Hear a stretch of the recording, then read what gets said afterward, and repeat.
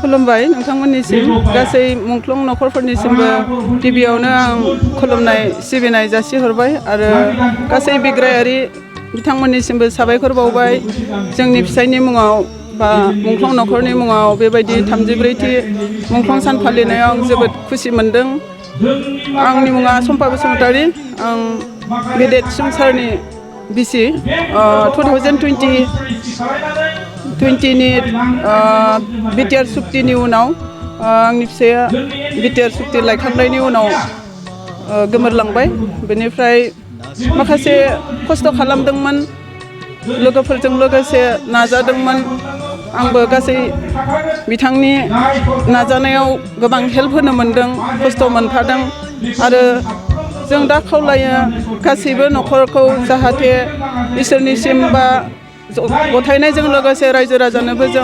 जोंखौ जाहाथे हेल्प होयो मुंख्लं नखरफोरखौ अरायबो नायहरो बा गासै बिग्रायारि लोगोफोरखौबो जाखिनि मोननांगौ मोनथाय बेफोरखौ आं मोननायखौ लुबैयो। बेनिफ्राय आं जेसेबांखि गिदिर गोलाव थाया मानो अनलायनानै बा जेसेबांखि बिग्रायारि जेसेबां दोलो गावस्राया मानो ज' जालायनानै नाजानांगौ खौसेयै नाजायोब्लासो जों साक्सेसखौ मोनगोन आरो एना एनि सानलायनो नाङा मोननाय मोनिखौ सानबाय थानाङा जिखिनि आगबारायनो गोनां दं बेयावबो नोंसोरो आगबारिनो नांगोन मोनसेखौल' लामा नायनाङा। बेनिफ्राय आं बुंगोन जोंहा गथ' गथाय दङ जिहेतु फरायहोनायनि खोथा दं जिखिनि आधा नाजालांबाय बेखिनि नाजानायाव जों बेखौ बावगारथ'नानै फैगोनखौ जों फिसा फिसौखौ माबोरैहाय डेभेलप खालामनो हागोन बा गोरों गोरा मालायजों लोगोसे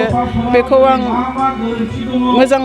लामाखौ हेल्प होजानो लुबैयो आरो आं सरकारनिफ्रायबो आरो जिखिनि जोंनि मुंख्लं नखरफोरनो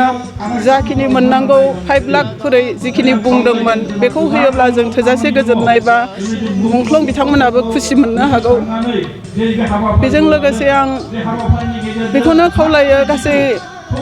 मोजाङै था गासैबो रायजो राजाफ्राबो अनलायनानै माव जोंनि बर' हारिनि हिसाबै जिहेतु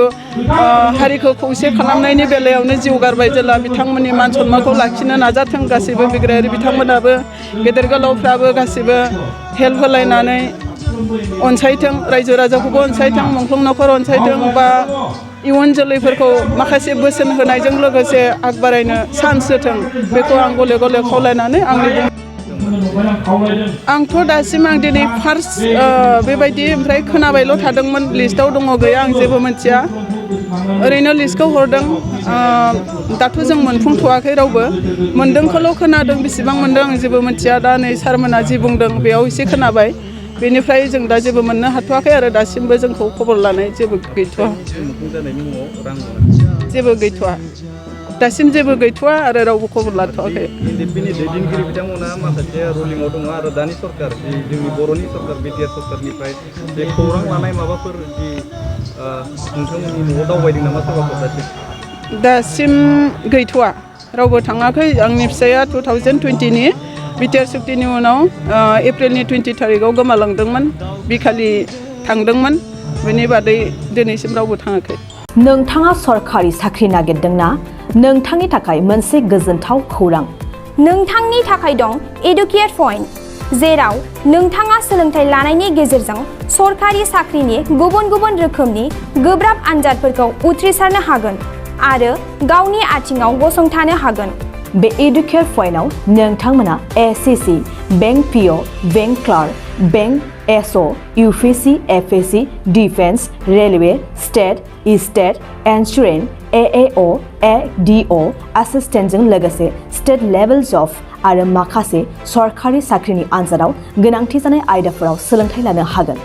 मख'नो गोनांदि बे सोलोंसालियाव साख्रिनिल' नङा, बेयाव MBA आरो सैनिक स्कुल बायदियाव एडमिशननि थाखाय एन्ट्रेन्स होनो थाखायबो सोलोंथाइ लानो हागोन। बे सोलोंसालियाव गाहाम थाखो खथानि सुबिदा दं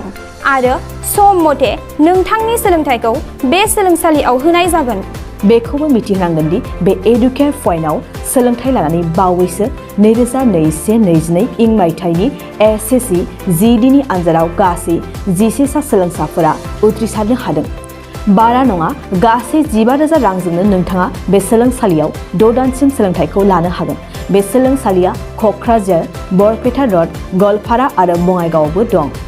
क'क्राझाराव सोलोंथाइ लानो गोसो गुदुं जानाय सुबुंफोरा 70020261133 9101 536360